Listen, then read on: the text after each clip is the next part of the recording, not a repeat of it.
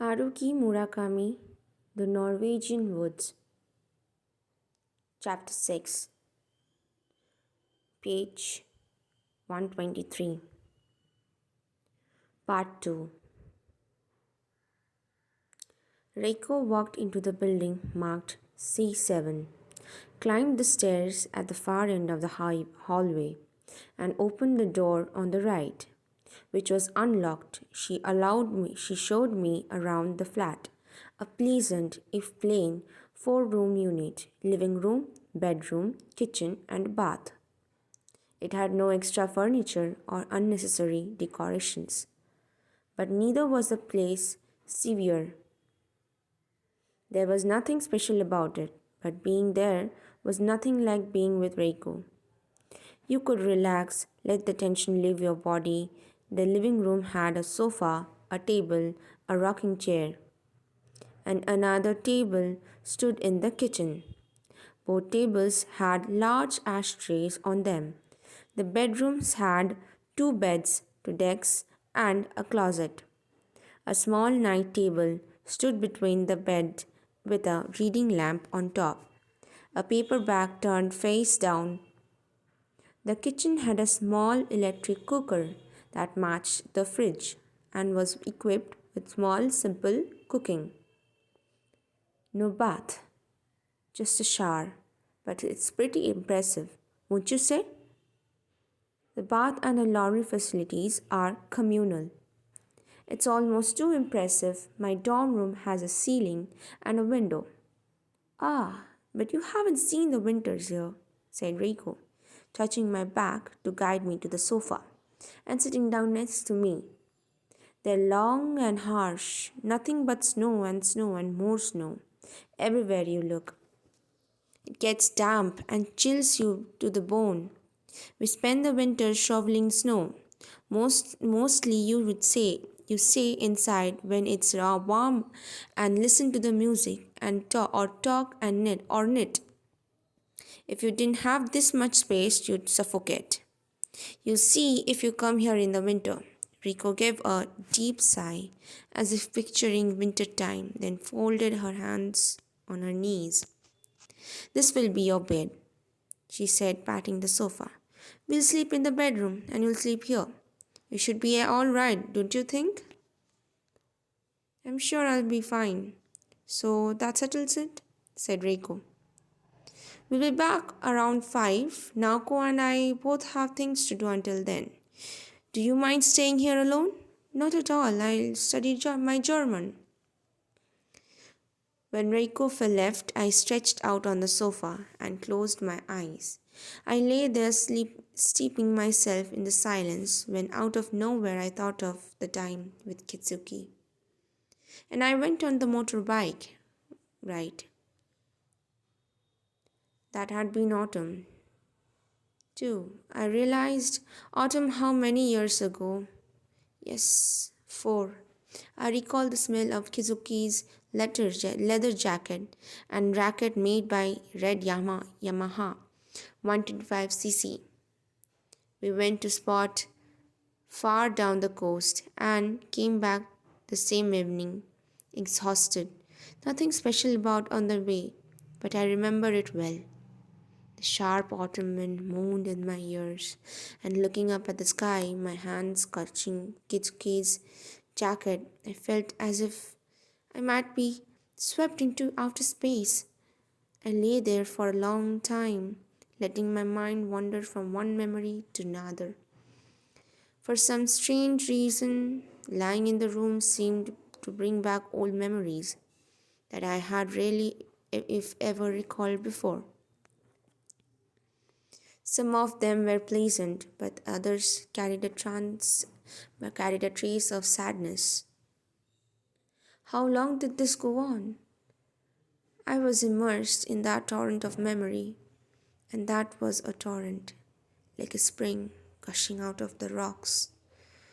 That I had failed to notice now quietly opened the door and come in. I opened my eyes, and there she was. I raised my head and looked into her eyes for time.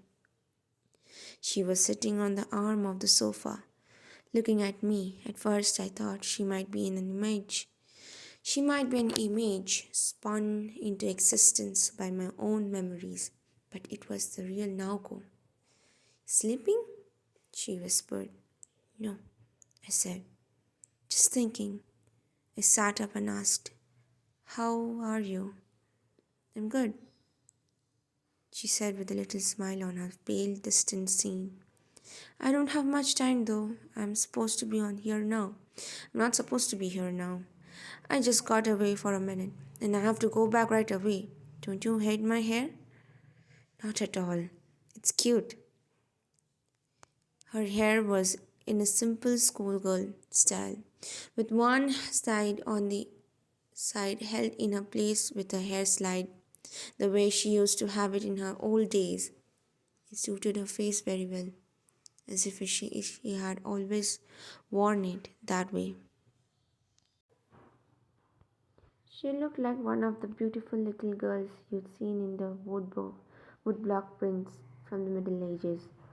It's such a pain. I have Reiko cut it for me.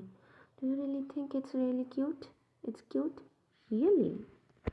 My mother hates it. She opened the hair slide, let the hair hang down, smoothed it with her fingers, and closed the hair slide again. It was shaped like a butterfly. I wanted to see you alone before the three of us gets together.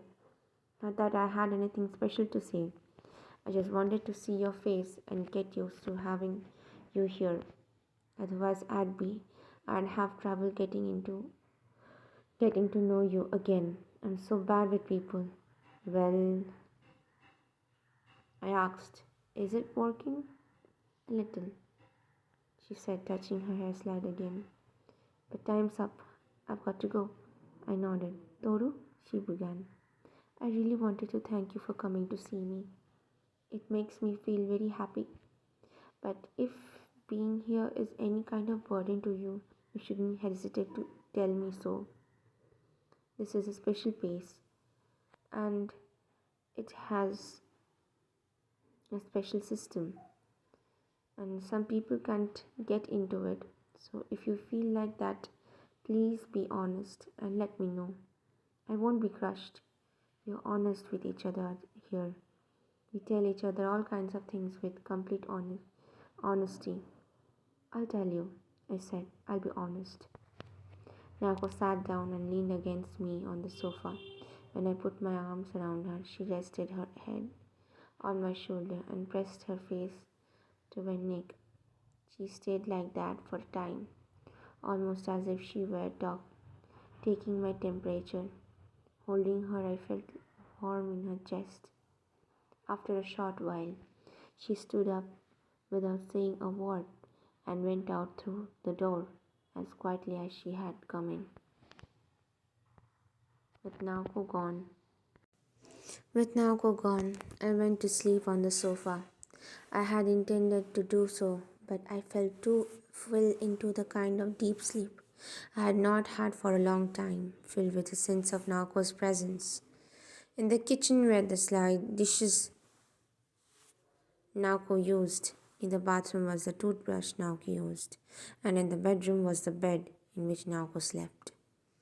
Sleeping soundly in this flat of hers, I wrung the fatigue from every cell of my body. Drop by drop, I dreamed of a butterfly dancing in the half light. When I awoke again, the hands of my watch were pointing to the 4:35. The light had changed, the wind had died, the shapes of the clouds were different. I had sweated in my sleep, so I dried my face with a small towel from my rucksack and put on a fresh vest. Going into the kitchen, I drank some water and stood there looking through the window over the sink. I was facing the window in the building opposite, on the inside of which hung several cutouts, a bird, a cloud, a cow, a cat, all in skillful silhouettes, and joined together. As before, there was no sign of anyone about, and there were no sounds of any kind. I felt as if I were living alone and in an extremely well cared for routine. People started coming back to Area C a little after 5. Looking out of the kitchen window, I saw 3 women passing below. All wore hats that prevented me from telling their ages, but judging from their voices, they were not very young. Shortly after that, they had disappeared around a corner. 4 more women appeared from the same direction, like the first group, disappeared around the same corner. An evening mood hung over everything. From the room window, I could see trees and a line of hills. Above the ridge floated a border of the pale sunlight. Naoko and Reiko came back together at 5:30. Naoko and I exchanged proper greetings as if meeting for the first time. She seemed truly embarrassed. Reiko noticed the book I had been reading and asked what it was. Thomas Mann's The Magic Mountain. I told her. How could you bring a book like that to a place like this? She demanded. She was right, of course. Reiko then made coffee for the 3 of us. I told Naoko about Stormtrooper's sudden disappearance and about the last day I saw him when he gave me the firefly. I'm so sorry he's gone, she said. I wanted to hear more stories about him. Reiko asked so Reiko asked who Tom's stormtrooper was. So I told her about his antics and got a big laugh from her. The world was at peace and filled with laughter as long as stormtrooper stories were being told. At 6, we went to the dining hall in the main building for supper. Naoko and I had fresh fried fish with green salad, boiled vegetables, rice, and a miso soup. Reiko limited herself to pasta, salad, and coffee, followed by another cigarette. You don't need to eat so much as you get older, she said by the way of explanation. Some 20 other people were there in the dining hall. A few newcomers arrived as we ate. Meanwhile, some others left. Aside from the variety of the people's ages, the scene looked pretty much like that for the dining hall in the dormitory. Where it differed was the uniform volume in which people conversed. There were no loud voices, no whispers, no one laughing out loud or crying in shock, no one yelling with exaggerated gestures, nothing but quiet conversation, all carrying on at the same level. People were eating in groups of 3 or 5, each with a single speaker to whom the others would listen with nods and grunts of interest. And when the person had finished speaking, the next would take up the conversation. I could not tell what they were saying, but the way they said it remained me for strange tennis.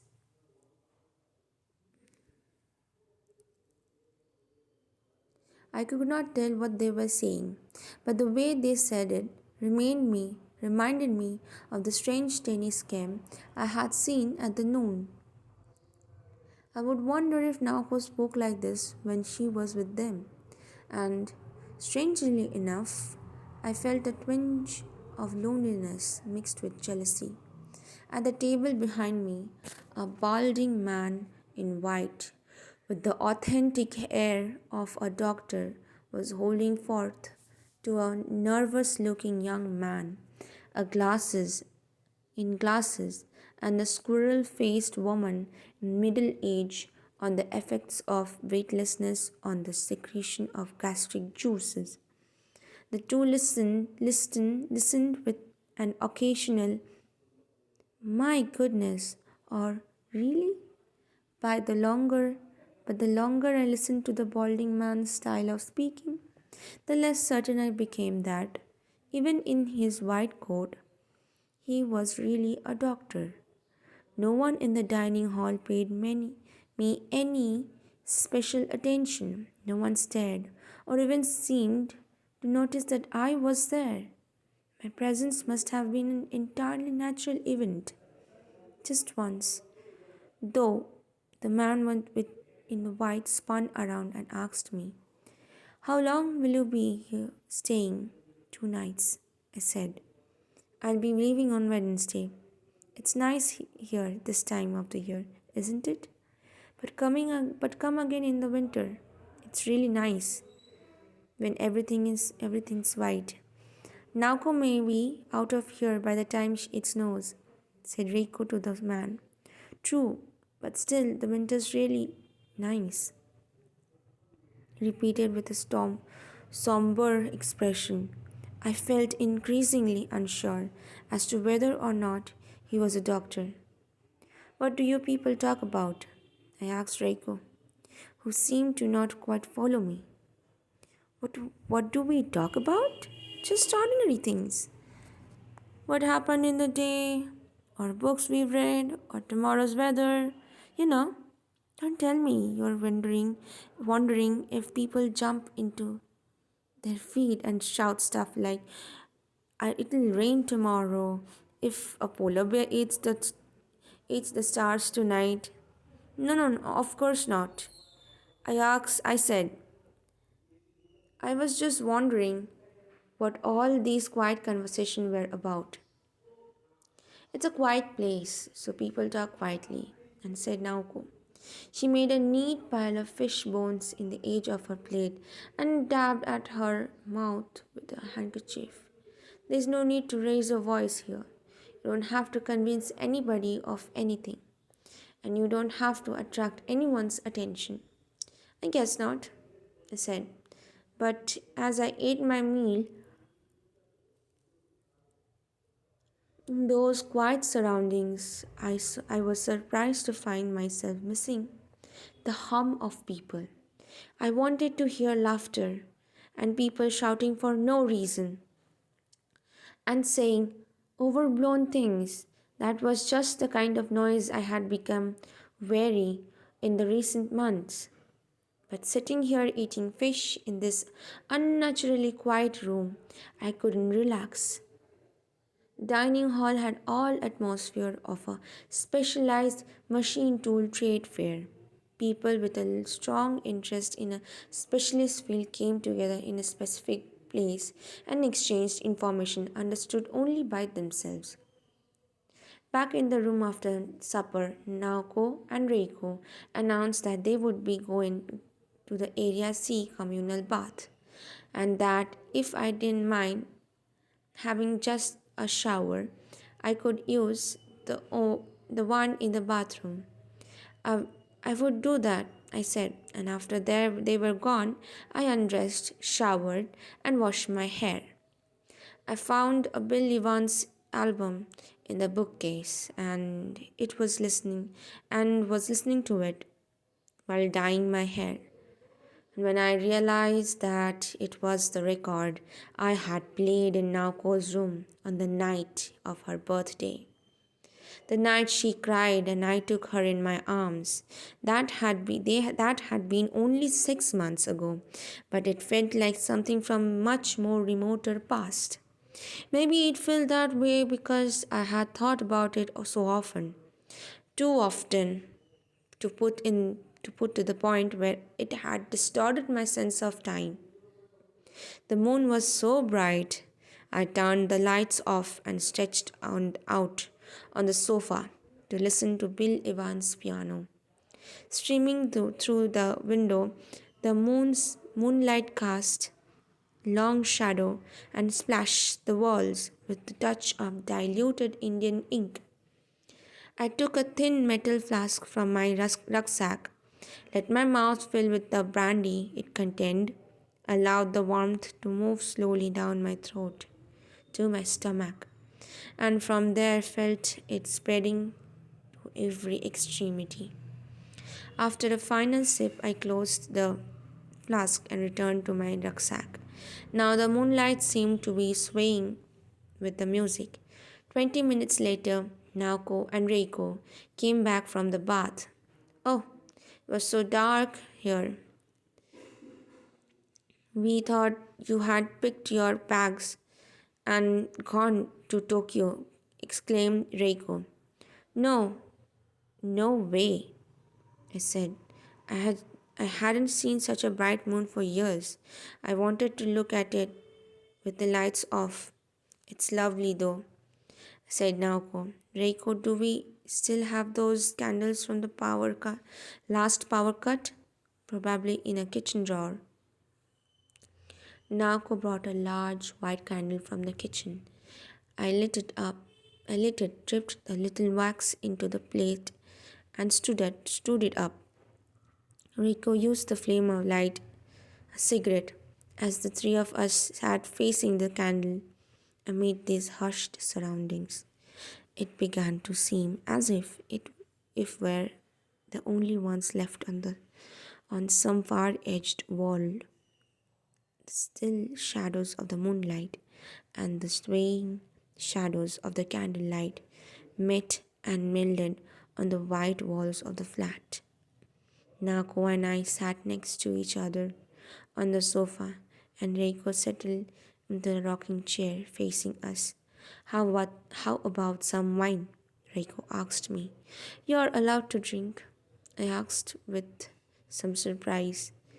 Well, not really, said Reiko, scratching her earlobe with a hint of embarrassment, but they pretty much let it go if it's just wine or beer. You don't drink too much. I have got a friend on the staff who buys me a little now and then. We have our drinking parties now. We have our drinking parties, said Naoko with a mischievous air. Just the two of us. That's nice, I said. Reiko took a bottle of white wine from the fridge, opened it with a corkscrew, and bought 3 glasses. The wine had a clear, delicious flavor that seemed almost homemade. When the record ended, Reiko brought out a guitar from under her bed, and after turning it with a look of fondness for the instrument, she began to play a slow back fudge. She missed her fingering every now and then, but it was real back, with real feeling, warmth, intimate, and filled with the joy of performance. I started playing the guitar here, said Reiko. There are no pianos in the room, of course.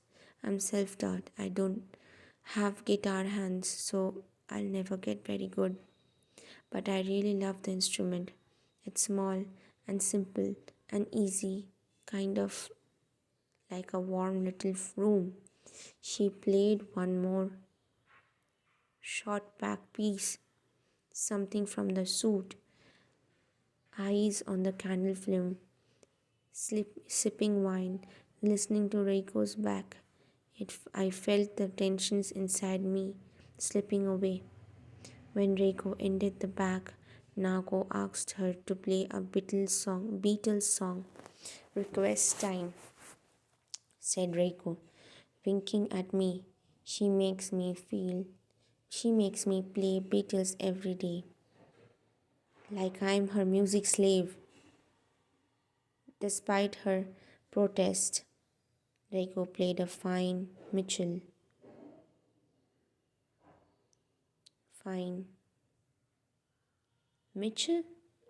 That's a good one, she said.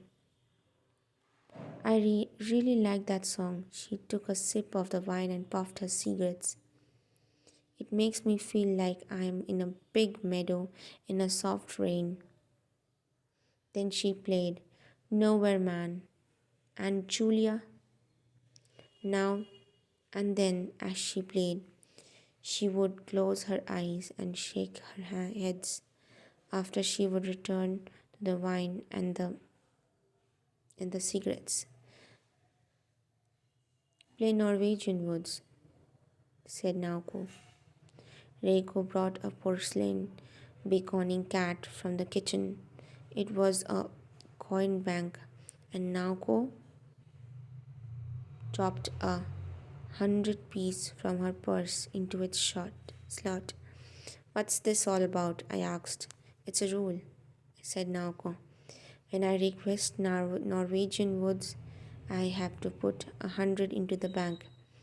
It's my favorite, so I make a point of playing it for. I make a request when I really want to hear it. And that way I get my cigarette money, said. And that way I get my cigarette money. Reiko gave her fingers a good flexing, then played the Norwegian woods. Again, she played with her real feeling, but never allowed it to become sentimental. I took 100 coin from my pocket and dropped it into the bank. Thank you, said Reiko with a sweet smile. That song can make me feel so sad, said Naoko. I don't know. I guess I imagine myself wandering in the deep woods. I'm all alone, and it's cold and dark, and nobody comes to save me. That's why Reiko never plays it unless I request it. Sounds like Casablanca, Reiko said with a laugh. She followed Norwegian woods with a few bossa nova while I kept my eyes on Naoko, and she had said in her letter she looked healthier than before, suntanned, her body firm from exercise and outdoor works. Her eyes were seemed deep, clear pools as they had been, and her small lips still trembled shyly. But overall, her beauty had begun to change to that of a mature woman. Almost gone now was that sharp edge, the chilling sharpness of the thin blade that could be glimpsed in the shadows of her beauty, in place of which there now had hovered a uniquely soothing, quiet calm. I felt moved by this new, gentle beauty of hers, and amazed to think that a woman could change so much in the course of half a year. I felt as drawn to her as ever, perhaps more than before, but the thought of what she had lost in the meantime also gave me cause of regret.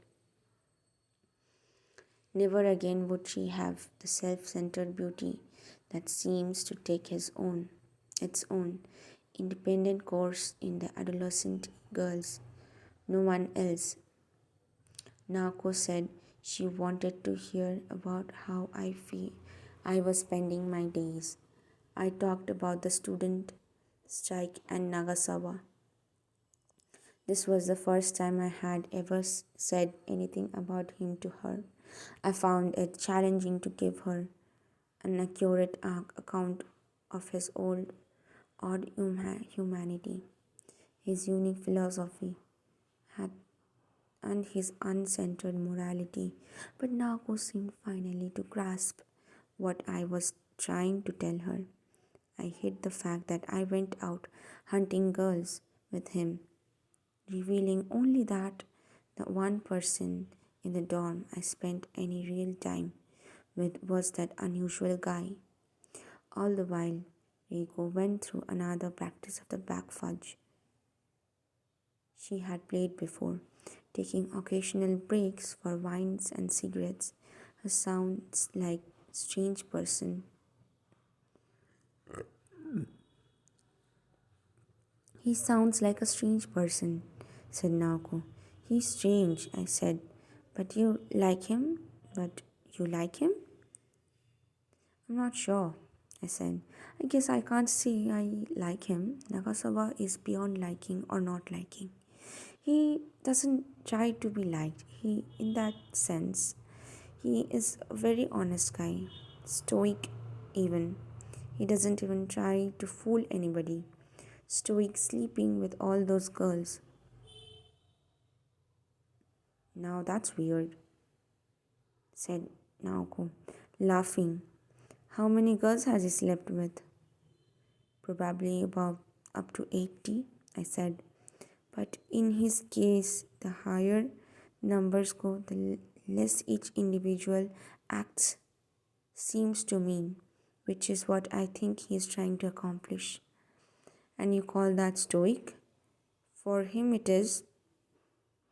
Now, Naoko thought about my words for a minute. I think he's a lot sicker in the head than I am, she said. So do I said. But he can put all of his wrapped qualities into a logical system. He is brilliant. If you brought him here, he'd be out in 2 days. Oh, sure. I know all that, he'd say. Understand everything you're doing here. He's that kind of guy, the kind people respect. I guess I'm the opposite of the brilliant, said Naoko.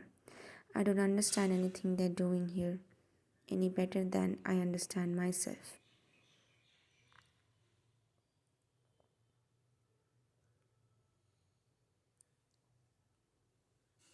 It's not because you're smart, I said. You're normal. I've got tons of things I don't understand about myself. We're both normal, ordinary. Nako raised her feet to the edge of the sofa, rested her chin on her knees. I want to know more about you, she said. I'm just an ordinary guy. Ordinary family, ordinary education, ordinary face, ordinary exam results, ordinary thoughts in my head. You're such a big Scott Fitzgerald fan. Wasn't he the one who said you shouldn't trust anybody who calls himself an ordinary man? You'd lent me the book, said Naoko with a mischievous smile. True, I said, but this is no fiction. I really truly will believe deep down that I'm an ordinary person. Can you find something in me that's not ordinary? Of course I can, said Naoko with a hint of impatience. Don't you get it? Why do you think I slept with you? Because I because I was so drunk? I would I would have slept with anyone. No, of course, I don't think that, I said. Naoko remained silent for a long time, staring at her toes, at a loss for words. I took those sip of wine. How many girls have you slept with, Toru? Naoko asked with a tiny voice, as if the thought had just crossed her mind. 8 or 9, I answered. Truthfully, Reiko plopped the guitar into her lap. You're not even 20 years old, she said. What kind of life are you leading? Nako kept silent and watched me with those clear eyes of hers. I told Rico about the first girl I slept with, how we had broken up. I had found it impossible to love her. I explained. I went on to tell her about my sleeping with one girl after another under Nagasawa's tutelage. I'm not trying to make excuses, but I was in pain, I said to Naoko. Here I was seeing you almost every week and talking with you and knowing that the only one in your heart was Kitsuki. It hurt. It really hurt. And I think that's why I slept with girls. I didn't know. Naoko shook her head for a few moments. Then she raised her face to look at me. You asked me that time why I had never slept with Kitsuki, didn't you? Do you still want to know? I suppose it's something I really ought to know, I said. I think so too, said Naoko. The dead will always be dead, but we have to go on living. I nodded. Reiko played the same difficult passage over and over, trying to get it right. I was ready to sleep with him, said Naoko, unclasping her hairslide and letting her hair down. She toyed with the butterfly shape of her hands. And of course, he wanted to sleep with me. So we tried. We tried a lot, but it never worked. We couldn't do it. I didn't know why then. I still don't know why. I loved him. I wasn't worried about losing my virginity. I would have been glad to do anything he wanted, but it never worked. Nako lifted her hair she had let down and fastened it with the slide. I couldn't get wet, she said in a tiny voice. I never opened to him, so it always hurts. I was just too dry. It also hurt too much. We tried everything we could think of, creams and things, but still it hurt me. So I used my fingers or my lips. I would always do it for him. That way, you know what I mean? I nodded in silence. Naoko cast her gaze through the window at the moon, which looked bigger and brighter now than it had before. I never wanted to talk about any of this, she said. I wanted to shut it up in my heart. I wish I still could.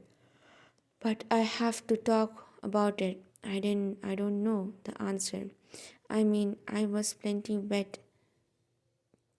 Nako cast her gaze through the window at the moon, when, which looked bigger and brighter now than it had before. I never wanted to talk about this, she said. I wanted to shut it up in my heart. I wish I still could, but I have to talk about it. I don't know the answer. I mean, I was plenty wet the time I slept with you, wasn't I? Uh huh, I said. I was wet from the minute I walked into my flat. You walked into my flat and the night my 20th birthday. I wanted you to hold me. I wanted you to take off my clothes, to touch me all over and enter me. I had never felt that before. Why is that? Why do things happen like that? I mean, I really loved him, and not me. I said, you wanted to know why you felt the way about me, even though you didn't love me. Sorry, said Naoko. I don't mean to hurt you. This much you have to understand. Kitsuki and I truly had a special relationship. We had been together from time when we were 3. It's how we grew up. Always together, always talking, understanding each other's perfectly. The first time we kissed, it was the first year of the junior year.